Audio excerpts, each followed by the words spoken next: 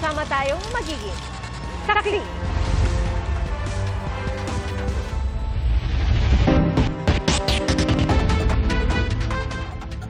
Patay matapos barilin ng malapitan ng opisyal na isang homeowners association sa Antipolo, Rizal.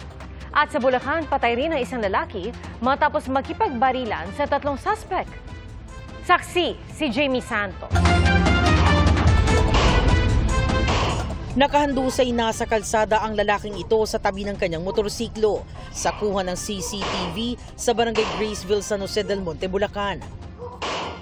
Pilit niyang sinusubukang tumayo habang pinapaputok ang hawak ng baril. Sa isang punto, kitang 2 pala ang motorsiklong tumumba. Isa pang lalaki ang kitang nakaupo sa tabi ng pangalawang motorsiklo.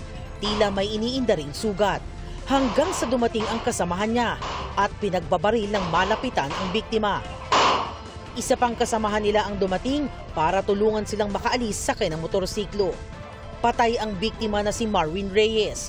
Sugatan ng isa sa 3 nakabarilan nito, pasado alas 5 ng umaga. Ayon sa mga pulis, kinuha umano ng mga suspect ang baril ng biktima at mabilis na tumakas sa direksyon ng Governor F. Halili Road. Nagsasagawa na ng dragnet operation para mahuli ang mga ito. Iniimbestigahan pa ang motibo sa pagpatay.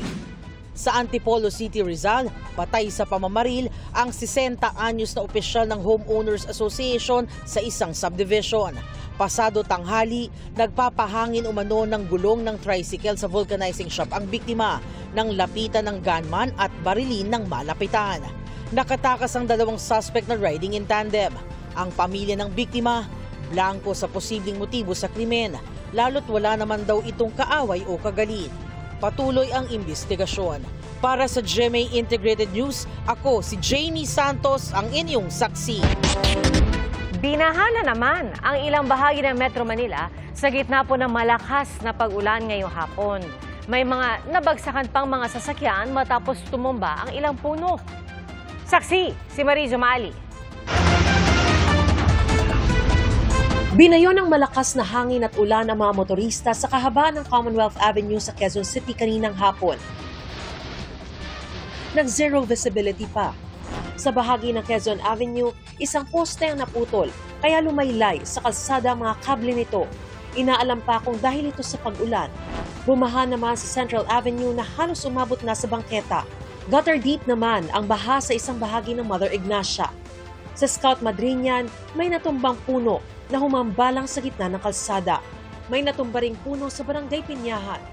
Nabagsakan ang isang minibus, 3 jeep, isang kotse at isang tricycle. Walang nasaktan. Umulan din ng malakas sa sumulong highway papuntang Marikina kaninang hapon at iba pang bahagi ng Maynila. Ayon sa Pag-asa, easterlies ang nagpaulan sa malaking bahagi ng Metro Manila ngayong araw. Nakaranas din ng ulan at baha sa ilang parte ng Cebu kahapon. Sa bayan ng Ginatilan, kita ang malakas na ragasan ng baha at ang mabilis na pagtaas ng tubig sa Poblacion River. Dahil dito, umapaw ang tubig sa 2 diversion road sa Sitio Paradahan.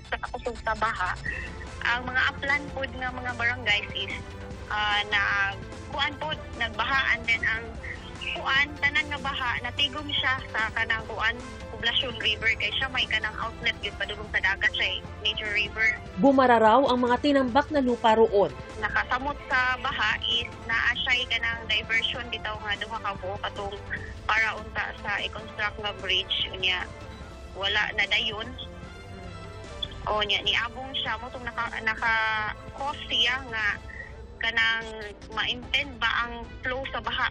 5 pamilya o 13 individual na nakatira malapit sa sapa ang inilikas. Pero agad din silang bumalik sa kani-kanilang bahay paghupa ng baha. Umapaw din ang sapa sa bayan ng Malabuyok kaya stranded ang maraming residente. Paghupa ng baha, tulong-tulong ang mga tao para madaanan ng spillway. Isang aso ang muntik matangay ng baha. Ayon sa PDRRMO, 4 na barangay sa Ginatilan at 1 barangay sa Malabuyok ang apektado. Nagliparan naman ang mga bubong at nasira ang ilang bahay sa Tigbawan, Iloilo. Kasunod yan ang pagtama roon ng buhawi sa Barangay Buyuan. Sa tala ng barangay, 8 bahay ang napinsala. Bukod sa buhawi, umulan din sa lugar na nagdulot ng pagbaha. 80 pamilyang apektado. Nagka-mudslide din sa Barangay Lanag Norte sa bayan ng Tubungan. Natumba naman ang ilang nakaparadang motorsiklo sa gilid ng kalsada. Nagsagawa ng clearing operation doon ng LGU. Para sa GMA Integrated News, ako si Mariz Umali ang inyong saksi. Magiging maulan ng weekend dahil sa low pressure area at iba pang weather system. Malaking bahagi ng bansa ang makaranas ng ulan bunsod ng LPA na huling namataan 225 kilometers sa silangan ng Giwan, Eastern Samar. Ayon sa Pag-asa, patuloy ang kumikilos pakanluran, hilagang kanluran at inaasahang tatawid sa kalupaan ngayong weekend. Pagdating ng LPA sa West Philippine Sea sa Lunes, hindi inaalis ang posibilidad na lumakas ito at maging bagyo. At kung sakali tuloy ang maging bagyo sa loob ng Philippine Area of Responsibility, tatawagin niyang bagyong Mirasol. Easterlies at localized thunderstorms naman ang magpapaulan sa maraming lugar sa bansa. Sa datos ng Metro Weather, inaasahan ng ulan simula bukas ng umaga sa Bicol Region at Eastern Visayas. At pagsapit ng tanghali hanggang gabi, halos buong bansa naman ang makararanas ng ulan. Inaasahan ang matitinding pag-ulan sa ilang bahagi ng Palawan, Bicol Region, Western Visayas at Zamboanga Peninsula. At sa linggo naman, malaking bahagi ng Luzon ang uulanin simula ng umaga. Mararanasan ng ulan sa halos buong bansa pagdating ng tanghali. At may katamtaman hanggang matinding pag-ulan lalo na sa malaking bahagi ng Calabarzon, ilang bahagi ng Eastern Visayas, Caraga at Davao Region. At tulad naman ng naranasan kaninang hapon, magiging maulan din ang weekend sa Metro Manila. Inakalang racket na malaki ang magiging kita pero kahalayan pala ang sasapitin ng mga babaeng na biktima ng isang lalaki na inaresto sa Navotas. Inalok po ang mga biktima ng trabaho pero pagagawan pala sila ng maselang video. Saksi, si Marisol Abduraman, exclusive. Puso, malaman kami ng batas. Sabi ginawa kong perwisyo sa akin. Ganun na lang ang iyak ng babaeng ito na makita sa tanggapan ng District Special Operations Unit ng Northern Police District ang umano'y gumahasa sa kanya. Pasensya na talaga. Pasensya, may magagawa pa yung pasensya ko. Ito na nga, magpapagbabayaran ko na yung... Walang magagawa yung pasensya mo, kuya. Grabe yung perwisyo ginawa mo. Ang tigas ng mukha mo. Ang tigas. Yung pasensya mo, kainin mo yung pasensya mo. Hindi ko tanggapin yan. At pagdusahan na gusto ko nga eh. Patay ka na lang sana eh. Sumbong ng biktima, nagpakilala mo ng agent ang suspect na nag-alok ng trabaho na may kitang 10 to 50,000 pesos kada racket. At nang makipagkita siya sa suspect nitong Lunes, nagulat siya na dinala siya sa isang hotel. Pinagawa niya po ako ng video ko. Masela na ang pinagawa una pa lang, pero hindi pa nakontento ang suspect na gusto rin daw ng video na may ginagawa sila ng biktima. Sabi anya ng suspect, para walang problema ay cellphone ng biktima ang ipinang video. Nanginginig ang biktima dahil sa takot pero wala raw siyang nagawa. Sabi niya, pag di mo ito ginawa, hindi ka makakalabas dito. Tapos pinagbantaan niya na po yung buhay ko. Yung time na yun, syempre inisip ko rin po yung anak ko. Matapos ito, kinuha ng suspect ang kanyang cellphone at mabilis na tumakas. Ayon sa NPD-DSOU, matagal na nilang hinahanap ang suspect. Matapos silang makatanggap ng maraming sumbong hinggil sa lalaking ganun din daw ang modus. Nagpipretendo yan na babae through social media. And then minimit niya nagre-represent po siya as parang middleman or representative or agent po. Panakot din nila ng suspect ang mga video na nasa cellphone ng kanyang mga biktima. Pag hindi nagbigay ng pera, ipopost niya yung mga yung mga malalaswan na trato o kanyang bidyong ginawa. Serial rapist. Napakarami niyong biniktima, ma'am. Within our AOR, also the same mo sa Quezon City, sa Valenzuela, sa sa Tondo, sa Malate. Nahuli lang ang suspect matapos ma-entrap dahil sa sumbong ng isa pang biktima na nakuhanan din ng cellphone. Pinatutubos ito ng suspect sa halagang 5,000 pesos kung ayaw raw ng biktimang ma-post ang masiselang litrato nito. Nahack niya na po lahat, lahat ng social media ko. Chinachat niya na po yung papa ko na kapag hindi ka nagbigay, malilikto sa school nila. sa cellphone ng biktima. Nakontak ng suspect ang mga kaibigan ng biktima na ginawan din daw ng nasabing modus. 3 kaibigan niya ang nabiktima. Nagpakilala siya as me po. Tapos, ang sabi niya is may racket nga daw po, ganito, ganyan. Sasampahan ng patong-patong na reklamo ang suspect, kabilang ang rape at robbery extortion. Nanakawan ko po sila. Ng cellphone po. Ano pa po? Hinaka po yung mga Facebook. Yung allegation ng rape? Tahimik na lang po muna ako dun, ma'am. Nananawagan ng mga otoridad sa iba pang posibleng nabiktima rin daw ng suspect na agad dumulog sa kanila. Para sa GMA Integrated News, Marisol Abduraman, ang inyong saksi. Ipinagpaliban ng Department of Transportation ang paglulunsad ng student beep cards. Nakatakda sana ito sa Lunes, September 15. Ayon sa DOTR, kailangan muna nilang i-recalibrate ang kanilang system para masigurong walang magiging problema sa aplikasyon ng mga estudyante para sa kanilang white beep cards. Humihingi ng paumanhin ang DOTR sa abalang na idulot nito.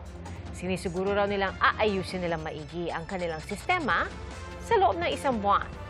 Gayunman, magpapatuloy pa rin ang 50% diskwento sa pamasahe sa tren ng mga estudyante, mga senior citizen at PWD. Nangalampag ang iba't ibang grupo sa tinaguriang Black Friday protests kontra katiwalian sa mga flood control project. Saksi si JP Soriano. Sabay-sabay na nag-walkout ang mga estudyante mula sa iba't ibang kolehiyo sa UP Diliman sa Quezon City. Nakasuot sila ng itim at may bitbit na placards para makilahok sa university-wide Black Friday protest. Sigaw nila, panagutin ang mga sangkot sa korupsyon, lalo sa umano'y sabwatan sa flood control projects. Huwag-an nila maliitin ng mga politiko ang boses ng kabataang Pilipino. Ang protesta, suportado ni UP President Angelo Jimenez. Alinsunod daw sa freedom of expression ang pagpapakita ng galit sa mapayapang paraan. Mga opisyal na gobyerno! Nagsihiga naman ang mga relihistang ito sa harap ng Senado. Nais daw nilang ipakita ang realidad na marami ang nalulunod sa baha. Pinagbabato rin ng itlog at pinagsisipa ang dala nilang tarpaulin na may mukha ni na Senador Joel Villanueva at Senador Jinggoy Estrada. Sinusubukan pa rin naming makuha ang panig ng 2 senador pero nauna na nilang pinabulaanan ang alegasyong kumikbak sila sa mga proyekto kontra baha. Matapos silang tukuyin ng dating Assistant District Engineer ng Bulacan 1st Engineering District na si Bryce Hernandez. Nananawagan din ang grupo na maging tunay na independent ang binuong Independent Commission on Infrastructure na mag-iimbestiga sa flood control. Malapit sa EDSA Shrine naman, nagtipon ang grupong ito na kumukondena sa umano'y korupsyon sa flood control projects. Nagsagawa rin ng Black Friday protest sa Antipolo, Rizal. May pinapanigan kami ang interes ng ating bayan, ang interes ng masa, pero sa Marcos, sa Duterte, wala kaming pinapanigan dahil parehong akusado sa korupsyon. Sa pag-iingay naman, gamit ang takip ng kaldero at iba pang gamit idinaan ng mga realista sa Cebu City ang pagkondena sa korupsyon sa flood control projects. Di man gani makapasweldo og tama ang atong gobyerno, unya ihatag lang sa mga bulsa sa politiko. Kabilang sa hiniling nila, pagbibitiw sa pwesto ng mga sangkot sa korupsyon at ikulong ang mga may sala. Para sa GMA Integrated News, ako po si JP Soriano, ang inyong saksi.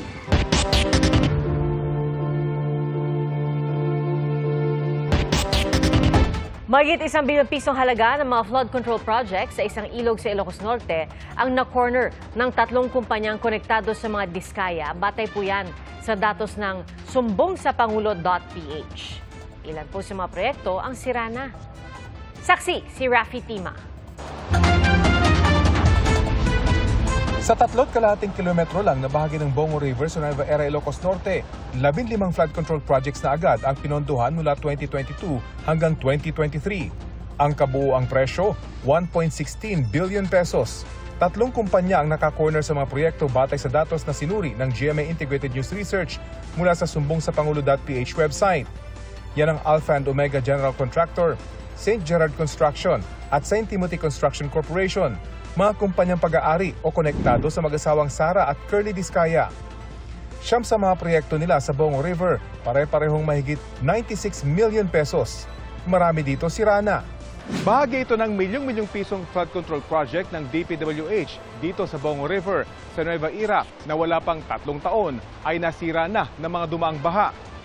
Na-audit naman daw ng COA at napatunayang eto nga, nagawa ang proyekto. Pero kung pasok ba ito sa specification, hindi pa masagot ng mga otoridad. Maliit lang ang sirang bahagi ng river wall na ito, pero sa kabilang pampang, washed out ang malaking bahagi ng halos bagong gawa at konkretong river wall. Wala pang 1 taon mula nang matapos ang proyekto, sinira na ito ng bagyong Egay. Malakas kasi yung tubig hanggang dito eh.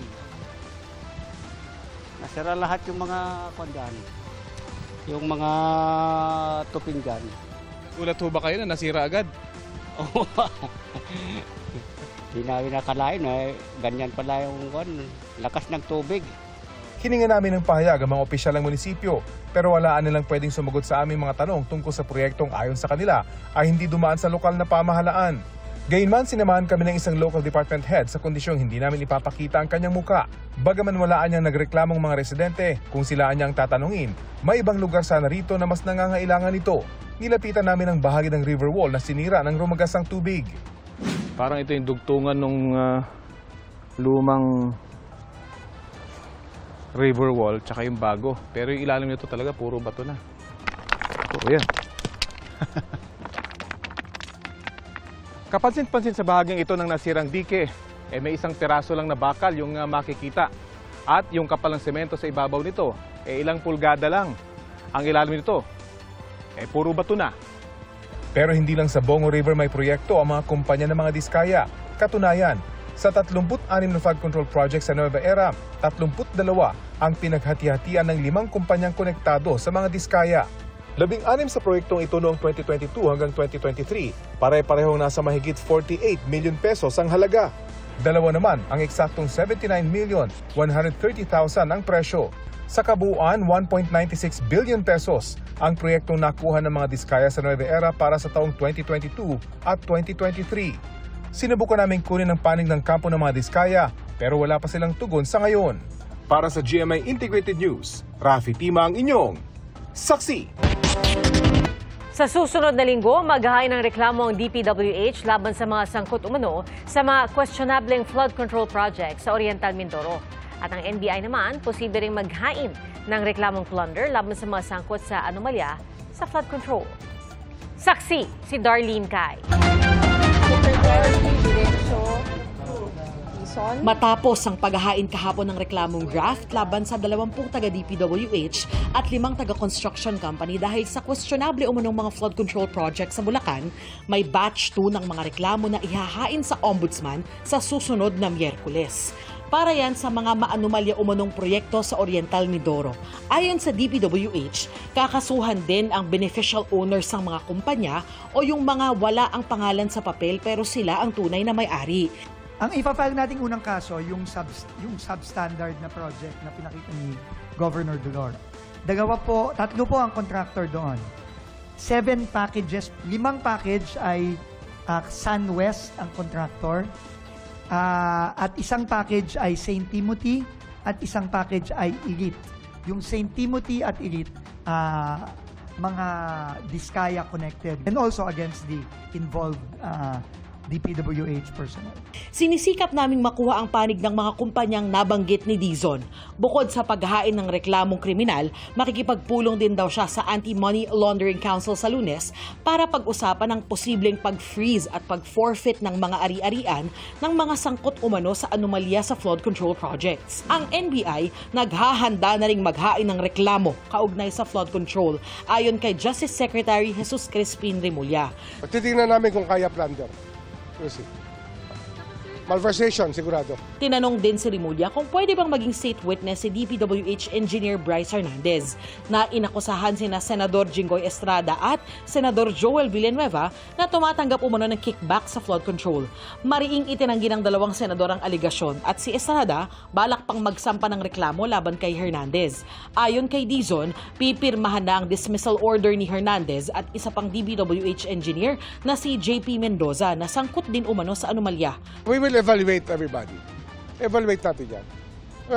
We have several laws that concern whistleblowers. Among them, the Whistleblower Act and of course, the rules of court and other jurisprudence on state witnesses. Pero tutol si Rimulya na gawing state witness ang mag-asawang Diskaya. Isa ditong condition talaga kasi nga, given what we know about the case, yung restitution naman. Kasi iba na to ibang level to Kung ako talaga ayokong bigyan niya ng ganyong status kasi hindi forthcoming. Dapat yan talaga to tell the whole truth. Hindi pwedeng mamili. Sa ngayon, hinihintay pa kung sino-sino ang magiging miyembro ng Independent Commission for Infrastructure na binuo sa bisa ng Executive Order 94 ni Pangulong Bongbong Marcos. Pero paano matitiyak na kapag humupa na ang ingay at nabaling na ang interes ng publiko sa iba, patuloy na sisingilin ang mga nagkasala? Sabi ng Freedom of Information Advocacy Group na Right to Know Right Now, dito papasok ang kahalagahan ng pagluluklok ng matinong ombudsman na magpupursige sa kaso. Naglabas din ang Right to Know Right Now Coalition ng isang statement that calls for a bold and correct choice for the next ombudsman, one that is fiercely independent and proactive. The greater mandate and responsibility falls on the Office of the Ombudsman. Sa ngayon ay nagpapatuloy pa ang paghahanap sa bagong ombudsman na hahalili sa nagretirong si Samuel Martires. Para sa GMA Integrated News, ako si Darlene Kai, ang inyong saksi. Nakaambang tumaas muli ang presyo ng ilang produktong petrolyo sa susunod na linggo. Ayon sa Oil Industry Management Bureau ng DOE, base sa 4-day trading, posibleng tumaas ang humigit kumulang 50 sentimo ang kada litro ng diesel. Humigit kumulang 20 sentimo naman sa gasolina. Wala naman pong inaasahang paggalaw sa presyo sa kerosene at kabilang sa mga makaapekto sa paggalaw ng presyo ng langis ay ang pag-atake ng Israel sa Qatar at ang pagpasok ng Russia sa airspace ng Poland. Good news po sa mga customer ng Manila Water. Meron pong bawas singil sa tubig mula po Oktubre hanggang Disyembre. Pero ang Maynilad, may pagtaas naman sa water bill ngayong months. Saksi si Bernadette Reyes. Idagdag na sa kailangan yung budgetan ngayong months ang mas mahal na water bill kung Maynilad customer kayo. Simula Oktubre kasi 40 centavos ang dagdag sa mga residential customers na kumukonsumo ng 10 cubic meters pababa. 1 peso and 53 centavos naman ang dagdag kung 20 cubic meters at mahigit 3 piso kung 30 cubic meters. Dahil ito sa tinatawag na foreign currency differential adjustment o pagbabago sa palitan ng piso kontra dollars, yen at euros na siyang pambayad ng mga water concessionaire sa kanilang foreign loan. Pero ang singil ng Manila Water bababa mula Oktubre hanggang Disyembre. 64 centavos ang bawas sa mga kumukonsumo ng 10 cubic meters pababa. 1 peso and 43 centavos na bawas sa bill ng mga kumukonsumo ng 20 cubic meters at halos 3 piso naman sa mga may konsumo na 30 cubic meters. Ito po ay ang mekanismo na ginagawa ng MWSSRO that was approved by the MWSS Board of Trustees at ang Department of Finance na para po payagan ang Manila Water at Maynilad na i-recover ang kanilang losses at ipasa din ang kanilang mga gains. Meaning po dyan, no over-recovery or under-recovery. Sa mga mahihirap, kabilang ang mga miyembro ng 4Ps, maaaring mag-apply sa Enhanced Lifeline Program para mapababa ang water bill. Para sa mga Manila Water customers na kumukonsumo halimbawa ng 10 cubic meters, sa halip na mahigit 250 pesos ang bayarin, magiging 91 pesos na lang. Sa Maynilad customers naman, sa halip na 182 pesos, magiging 151 na lang. Kailangan lang sagutan ng application form, laki pa ng 4-piece ID o anumang patunay na mababa ang kita ng pamilya, valid government ID at proof of billing. Just get a form from Manila Water Maynilad, pwede na po silang mag-avail ng Enhanced Lifeline Program. Kasi wala pong masyado nag-register. Ngayong pumasok na ang bare months, lumalaki ang gastusin. Sumabay pa ang dagdag singil sa tubig. Pero may mga paraan naman para makapagtipid sa konsumo. Yung pinaglabahan, nililinis sa banyo, ibinibu sa bowl para medyo tipid ng konti sa tubig. Gumagamit kami ng palanggana, pipis-pisan muna yung mga pinagkainan bago siya sabon para mas mahina lang yung tubig sa gripo, hindi sinasagad. Para sa GMA Integrated News, ako si Bernadette Reyes, ang inyong saksi. Iniurong po ng House Appropriations Committee sa Martes ang pagdinig para sa hinihinging budget ng Office of the Vice President. Ayon sa Vice Chair na si Representative Jose Alvarez, hindi kasi dumalo sa pagdinig si Vice President Sara Duterte o ang kanyang Undersecretary. Base sa sulat ng OVP, Chief of Staff nila ang dadalo. 889 million pesos ang hinihinging budget ng OVP. Kinontra rin ng Makabayan Bloc ang plano ng Minoria na bigyan ng parliamentary courtesy ang OVP. Ayon kay ACT Teachers Party List Representative Antonio Tino, hindi ito ang panahon para sa tradisyonal na courtesya. At ang hamon niya sa bise, huwag nang gamitin ang parliamentary courtesy at sagutin ang mga issue kaugnay ng confidential fund na kanyang tanggapan. Tiniyak naman ni Vice President Duterte na dadalo siya sa deliberasyon sa Martes. Ayon po yan kay Alvarez.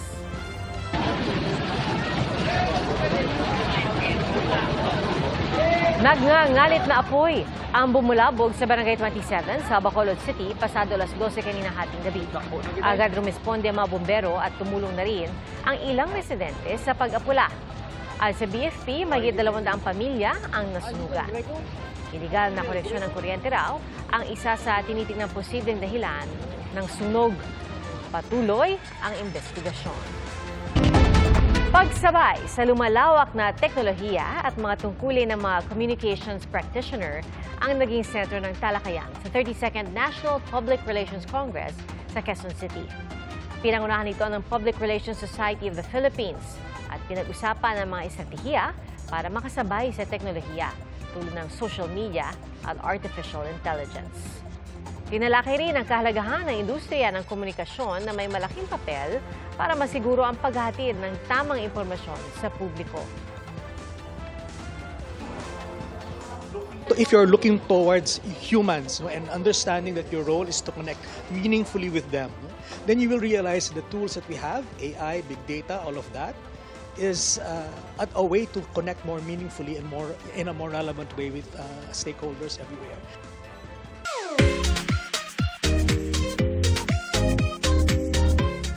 Pamparelax na may dose of adventure ang gandang alok ng Dao Falls sa Samal Island sa Davao del Norte. May hiking na aabot ng 5 minuto bago masilayan ng napakagandang talon. 40 pesos ang entrance fee at pwede ring umarkila ng cottage sa halagang 200 pesos. At may tinatago ring ganda ang dalawang bayan naman sa Ilocos Norte. Sa bayan ng Marcos, mistulang Hidden Paradise ang Simbucal Falls na nababalot ng mga berdeng puno. Ang tubig dito napakalamig at napakaklaro at pwede ring mag-diving. Sa Pagudpud, matatanggal naman ang pagod sa isla ng Dos Hermanos na binubuo ng malalaki at maliliit na mga rock formation. Pwedeng mag-island hopping gamit ang bangka. Ayon sa barangay, may mga kuweba sa loob na pwede ring puntahan at makipag-unay lang daw sa kanila kung nais bumisita. Sibak sa pwesto ang mga pulis Maynila na nadeklara ng pag-aresto sa ilang umano'y suspect nitong Miyerkules. Pero ang lumalabas po sa investigasyon, sinaktan at ninakawan umano ng mga pulis ang mga dinampot nilang lalaki. Saksi, si Maki Pulido.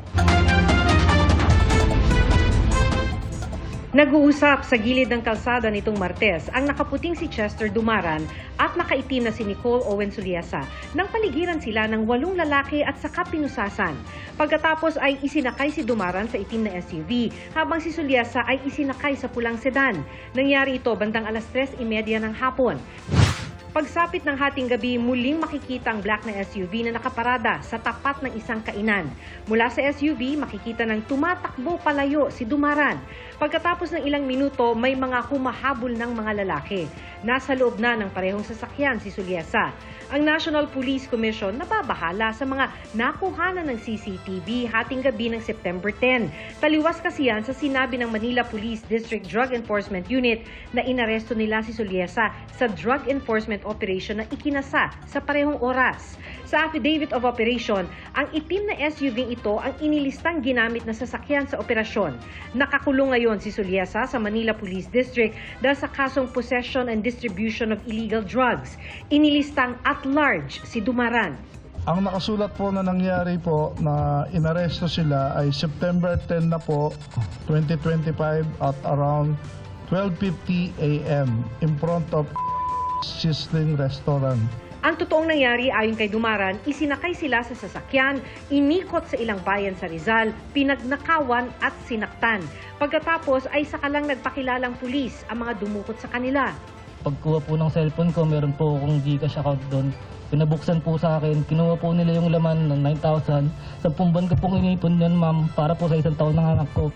Kasama rin umano sa sasakyan noon ang hepe ng Manila Police District Drug Enforcement Unit. Iniimbestigahan ng NAPOLCOM ang mga pulis na nasa sasakyan.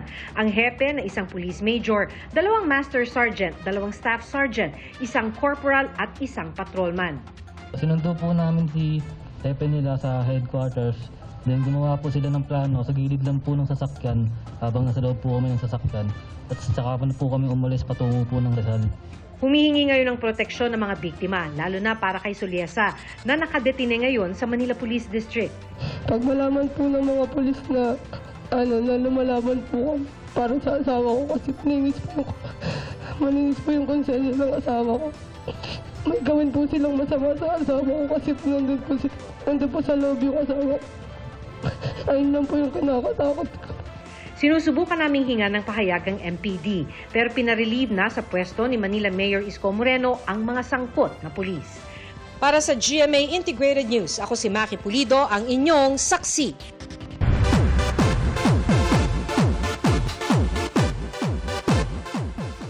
Wala munang taping pero abala pa rin sa iba't ibang commitment si Bea Alonzo. Bukod sa pagiging businesswoman, nakalaan pa rin ang kanyang oras sa travel at maraming family events. Lalo't marami raw siyang na-miss sa mahigit 2 dekadang pag-aartista.